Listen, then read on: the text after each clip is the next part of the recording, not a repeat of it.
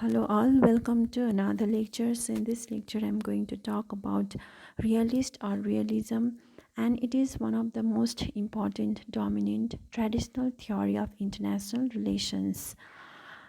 The realism came out as a critique of liberal idealism because liberal idealism presented optimistic image of international relations that rational solutions could be found to settle disputes peacefully.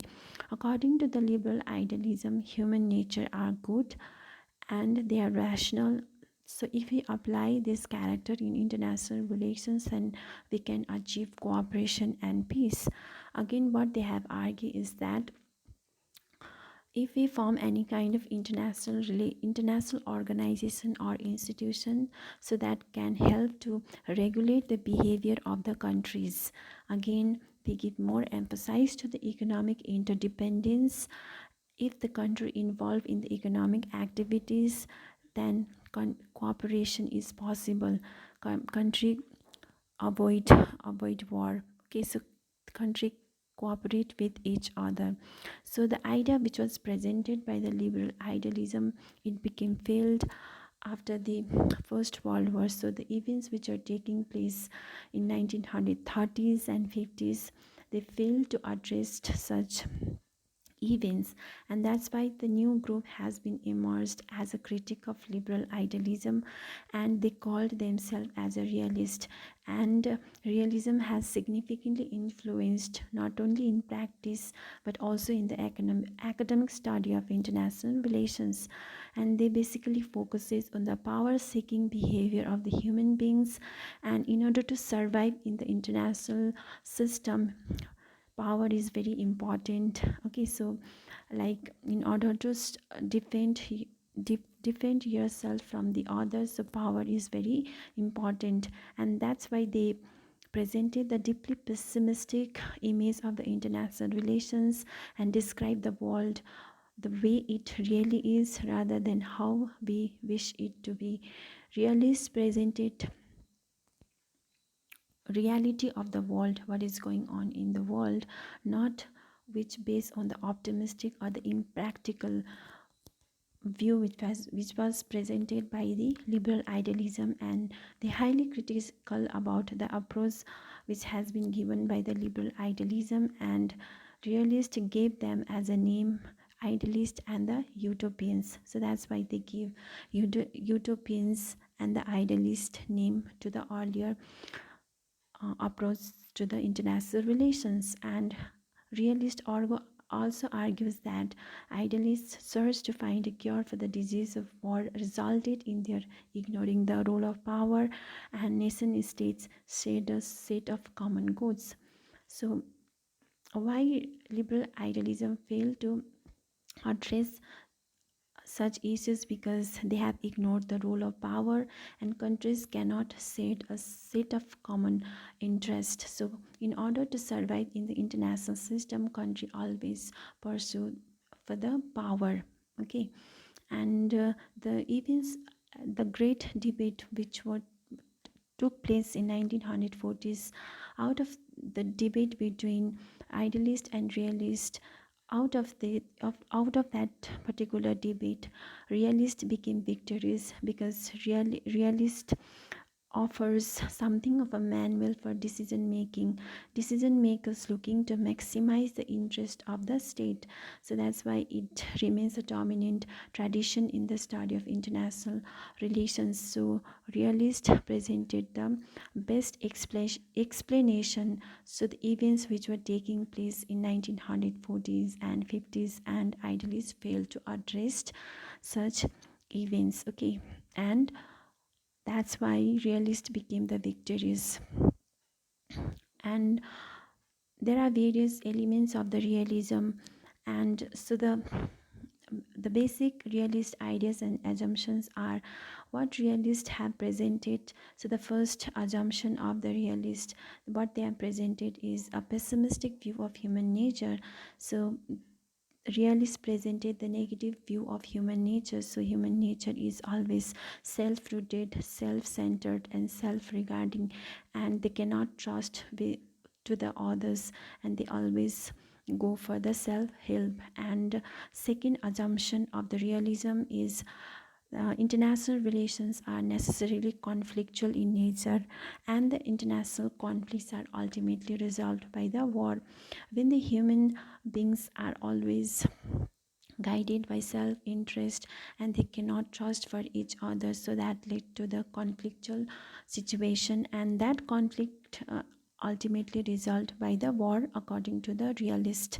And third assumption, a high regards for values of national security and state survival. And fourth one, basic skepticisms that there can be progress in international politics that is comparable to that in domestic political life. According to the realist, what they have argued is that in domestic political life there is a progress, there can be a progress, but international politics there could not be any kind of progress, because in domestic political life there is a central authority or there is a government who can regulate the behavior of the people. But in the international politics there is an absence of world government. International system is like there is no any world government or central authority who can regulate the behavior of the countries. So that's why realist skeptic about the progress in international politics.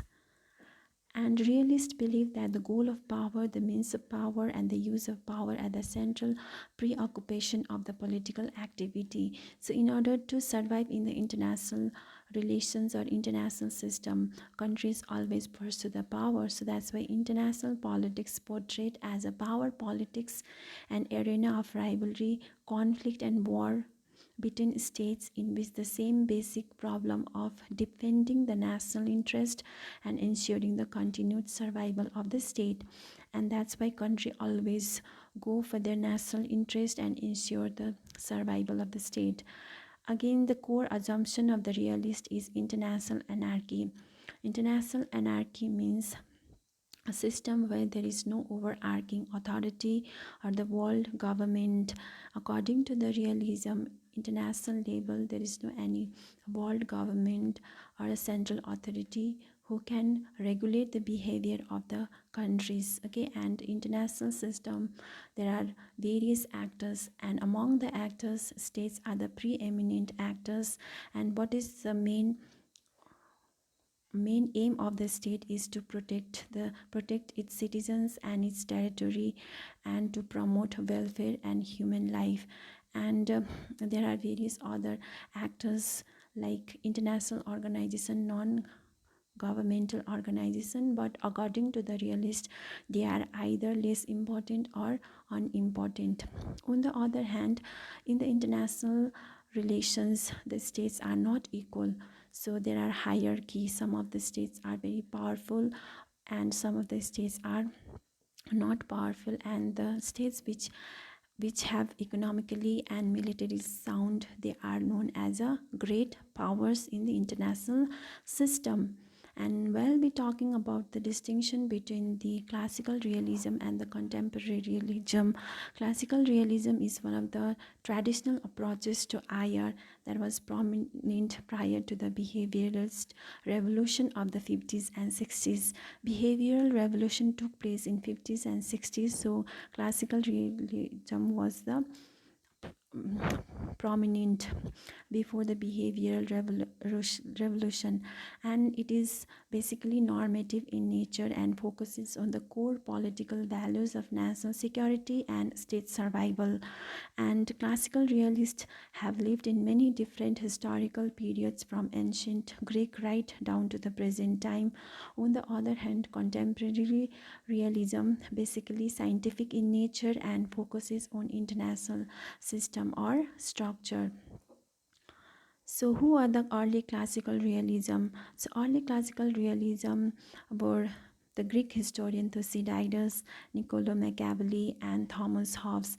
And during the 20th century, the realist thinkers like E.H. Carr, Hansi Morgenthau, and beside that, there are other realist thinkers like Reynold Niebuhr, George Kennan, and Arnold Wolfers, who also popularized the realism to the study of international relations, especially the E.H. Carr and the Hans Morgan, though they have borrowed the idea from the classical realist thinkers from Thucydides, Machiavelli, and Thomas Hobbes. And the Thucydides was the historian, and he wrote the history of Peloponnesian War, where he presented the pessimistic view of human nature, and he also argued that justice, law, and society either have no place. And like in his Peloponnesian War, he described the conflict between the Athenians and the Sparta. They were the two great powers during the ancient Greek world, and what were the causes behind the conflict between the Sparta and Athens was the fear and insecurity, and that's why like Athenian was the powerful during that particular period time, and the Sparta were the weak, like weak. So that's why that's why it created fear and insecurity among the Sparta. So that's why like Sparta compelled to go for war against the Athenians. And in his book, he also described the Million Dialogue, which was the most important episode of war, in which he described the dialogue between the Millions and the Athenians. And when Millions demanded or appealed the principle of justice, so at that time Athenians replied that justice depends upon the equality of power and to compel, and that in fact the strong do what they have the power to do, and weak accept what they have to accept.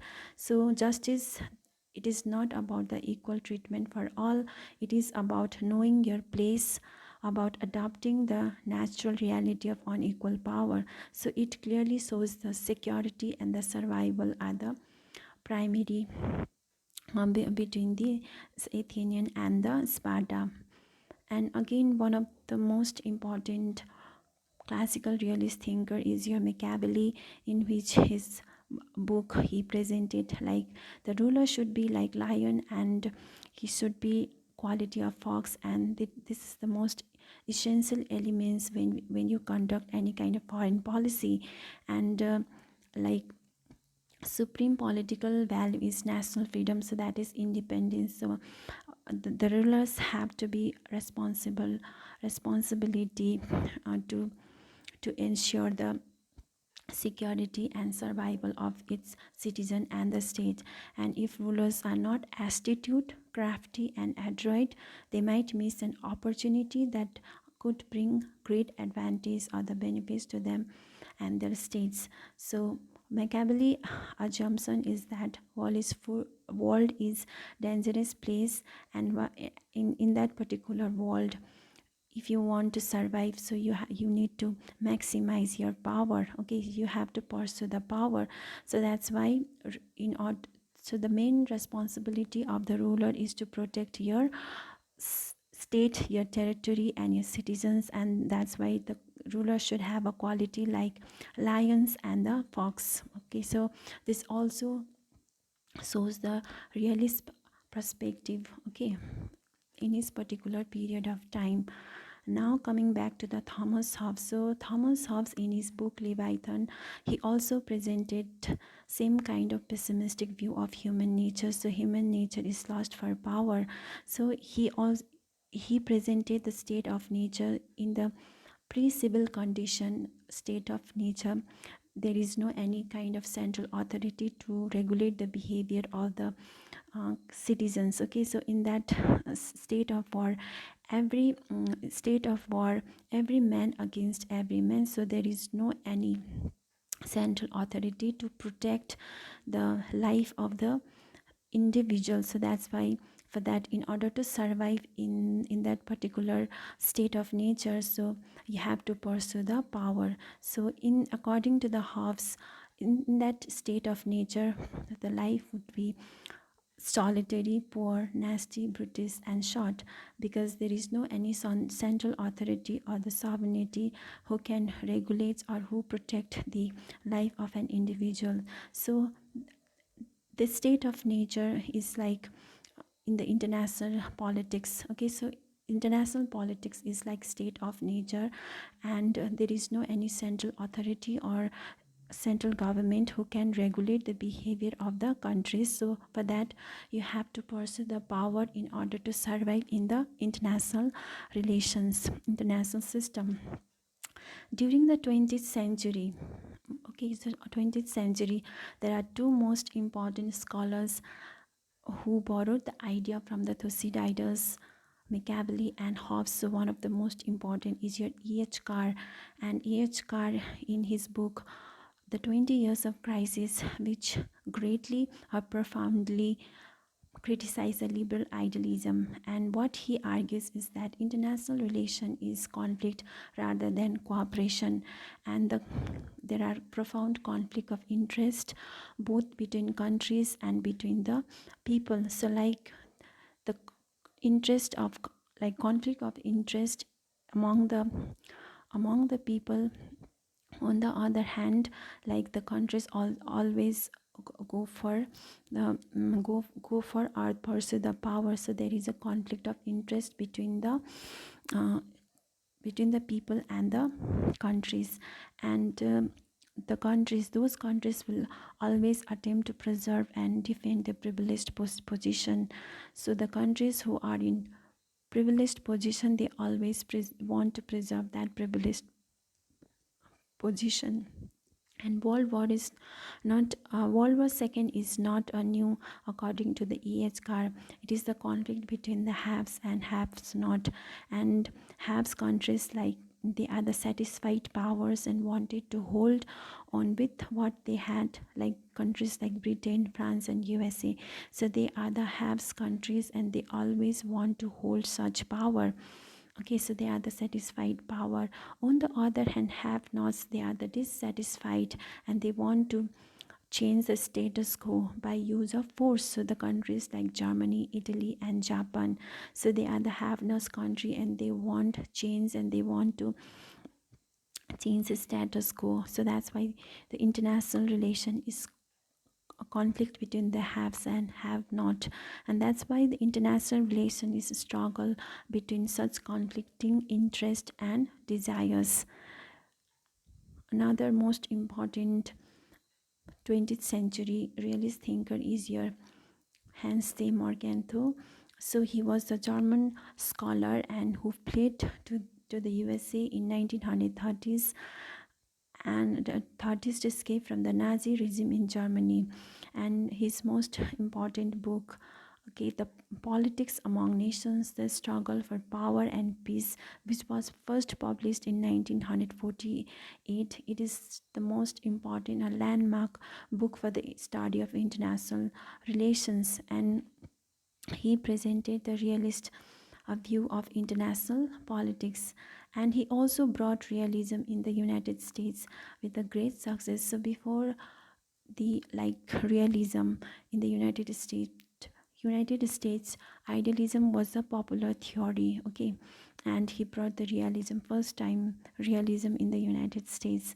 And in his book The Politics Among Nations, which he has presented many important elements or assumptions of the realist perspective. So the first assumption which he has presented is that human nature is at the base of international relations, so no less than any other human relations. So according to the Morgenthau, human nature is at the base of international relations.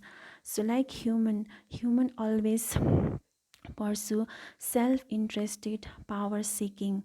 Okay, so human a character is like self-interested and they always pursue the power. See, they always seek for power. So that's why he says that human nature is animus dominandi.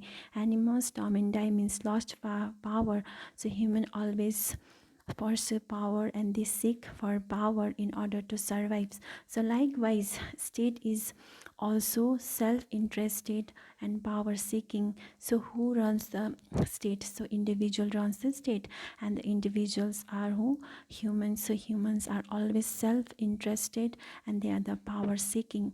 So for example, Hitler's Germany and Mussolini's Italy. So they have adopted the aggressive foreign policies which aimed as a conflict and not cooperation. So the policies which was adopted by the Hitler's and Mussolini is very aggressive in nature. So it is aimed as a conflict, not a cooperation. So human nature is always they pursue for power, and that lead to the conflictual situation, so conflictual in nature. So that's why starting point of realist analysis is human nature is plain bad. Okay, so he presented the pessimistic view of human nature, negative side of human nature. So human nature is self-interested, power seeking. So human nature always seek for power. So likewise state also always seek for power, and so that's why the human nature is plain bad. So another most important assumption which realists have presented is that so the nature of international relation is anarchy. Anarchy means absence of world government. Okay, in the international relations, so there is no any world government who regulate the behavior of the countries. And international relations, so there are sovereign states, full of sovereign state.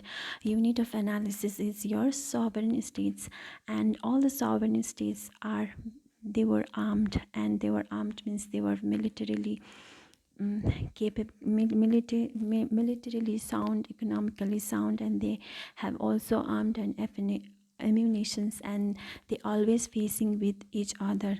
So like again, what realists have argued is that international politics is different from the domestic politics.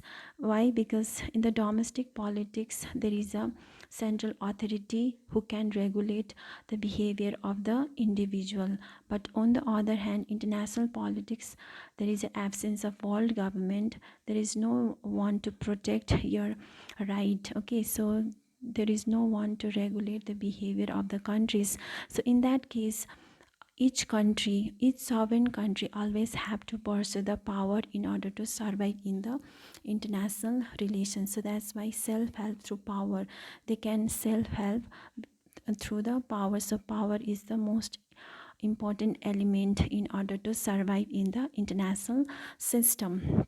So that's why what he Morgenthau write is that international politics, like all politics, is a struggle for power. Whatever the ultimate aims of international politics, power is always the immediate aim. And this clearly shows the international relations struggle for power and for survival.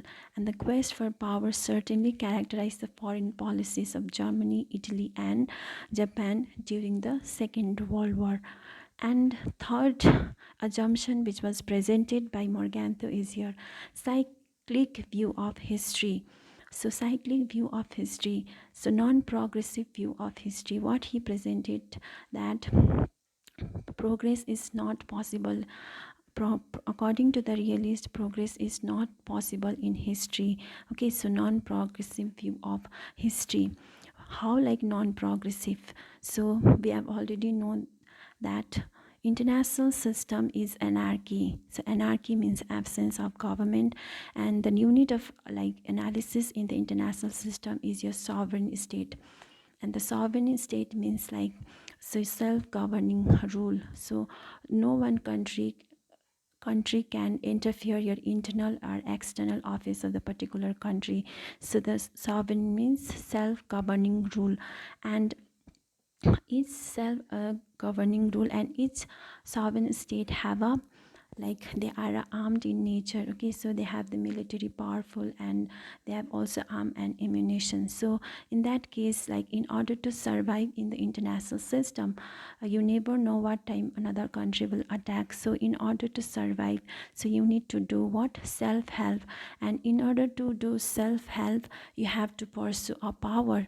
So power is the most important. When you pursue the power, it leads to the struggle for power. So the situation of struggle for power, and when you struggle for power, it also lead to the situation of balance of power. So balance of power means a country is equal to B country, C country is equal to D country. So when you struggle for power in international relation, it led to the balance of power. And when the situation of balance of power came in the international system, it led to the peace.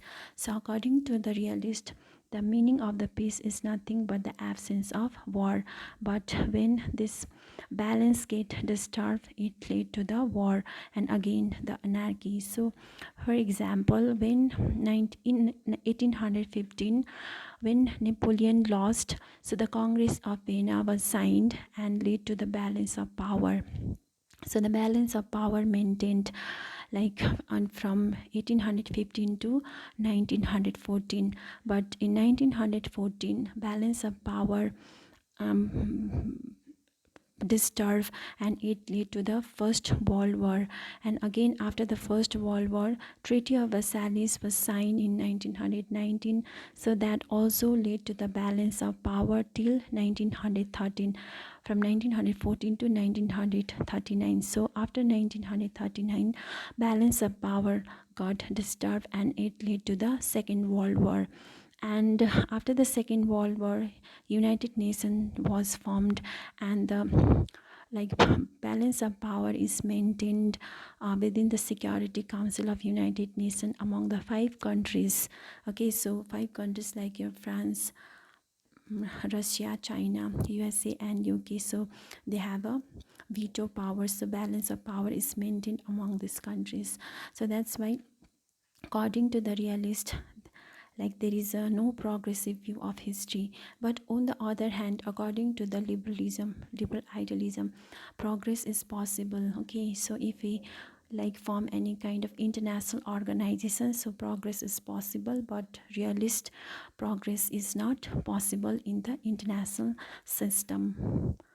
And while talking about the summary, the classical realism of Carr and Morgenthau combine a pessimistic view of human nature with notion of power politics between states which exist in international anarchy. So they have presented pessimistic view of human nature in which state always pursue the power, and again like they see no prospect of change in that situation. For classical realist, independent states in anarchic international system are a permanent feature of international relations. There is no any kind of change, no non-progressive. Okay, so until and unless they have the sovereign states, okay, so international like progress is not possible. And if the world government is formed, then only like progress is possible according to the realist. And thirdly, classical realist analysis appear to capture the essentials of the European politics in the 1930s and world politics in the 40s far better than liberal optimism. When international took place, the safe of East West confrontation or Cold War after 1945, realism again appeared to be the best approach for making sense of the what was going on. So after like Cold World War, so realism again appeared in order to like explain the best approach for making of sense what was going on in the reality. So that is all about the realism. So if you have any kind of problems and doubts, so please let me know. Thank you so much.